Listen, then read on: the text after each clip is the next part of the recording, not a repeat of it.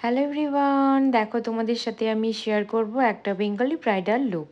কিন্তু তোমরা চিরাচরিত যেভাবে বেঙ্গলি ব্রাইডকে দেখো, একটু রেড বেনারসি পরা, রেড ওড়না দেওয়া এবং রেড ব্লাউজ পরা, কিন্তু আমি তার থেকে একটুখানি বেরিয়ে একটু অন্যরকম শাড়ির কালার দিয়ে আজকে ব্রাইডাল লুকটা ক্রিয়েট করেছি।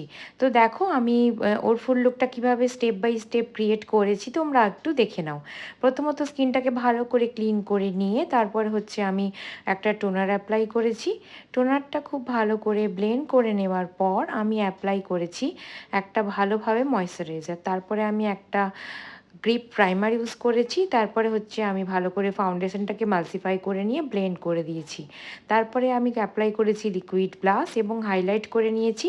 তারপরে হচ্ছে পাউডার দিয়ে ফুল ফেসটাকে ভালো করে সেট করে নিয়েছি। আমি এখানে ব্যবহার করেছি হুডা বিউটির পাউডার।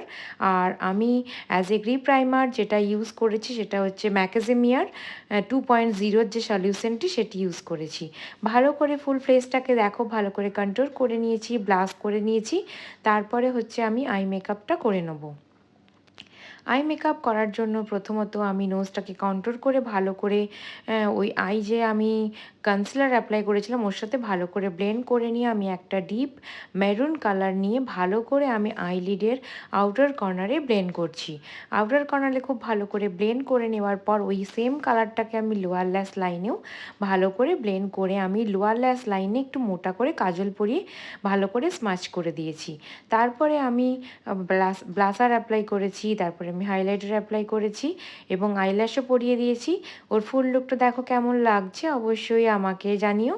তারপরে আমি একটা একদম ছোট্ট করে শুরু করে কলকা করেছি। আর ওর ফুল লুকটা দেখো কেমন লাগছে অবশ্যই আমাকে জানিও। আর আমার চ্যানেলটাকে লাইক করে শেয়ার করে অ্যান্ড সাবস্ক্রাইব করে দিও, আর পাশে থাকা বেল আইকনটা প্রেস করো যাতে ভিডিও আপলোড করলে নোটিফিকেশান অবশ্যই পাও।